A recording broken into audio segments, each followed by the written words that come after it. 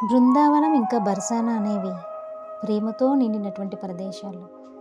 ఈ ప్రదేశాలకి ఎవరు వెళ్ళినా కృష్ణుడు ఇంకా రాధ మీద ఎంతో భక్తిని పొందుతారు.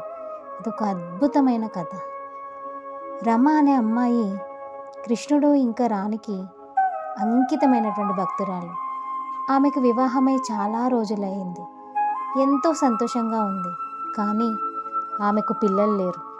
ఒకసారి ఆమె పొరుగువారు, ఇంటి పక్కన వారందరూ బర్సానాకి వెళ్తున్నారు.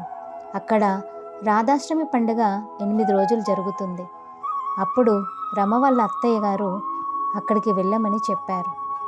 అలా ఆమె వారితో కలిసి బర్సానాకి వెళ్ళింది.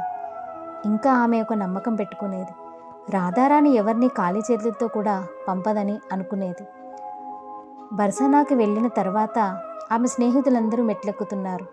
కానీ రమకి కాలికి గాయమయ్యింది. ఆమె నెమ్మదిగా వెళ్తుంది. ఆమె రాధారాణిని ప్రేమతో గుర్తు చేసుకుంటుంది. అప్పుడే ఒక చిన్న అమ్మాయి వచ్చి రమకు మెట్లెక్కడానికి సహాయం చేస్తుంది. రమ ఆమెను పేరు అడిగింది. అందరూ ఆమెని లాడో అంటారని ఆ అమ్మాయి చెప్పింది.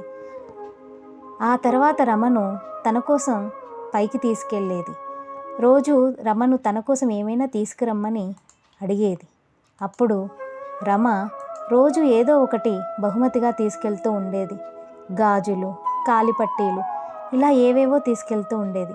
అలా 7 రోజులు గడిచాయి.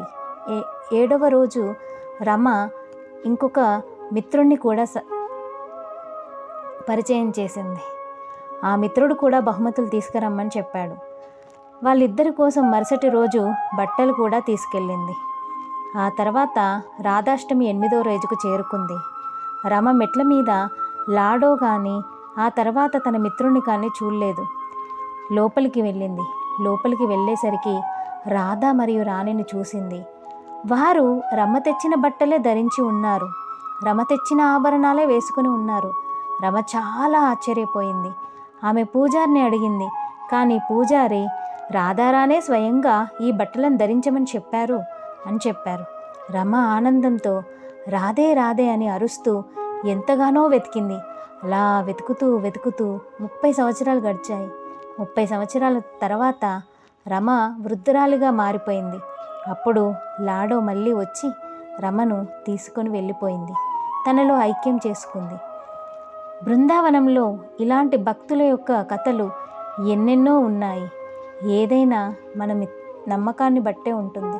మిత్రులారా, మనం ప్రేమతో భక్తితో భగవంతునికి ఏది సమర్పించినా దానిని భగవంతుడు ఖచ్చితంగా స్వీకరిస్తాడు. రాధే రాధే.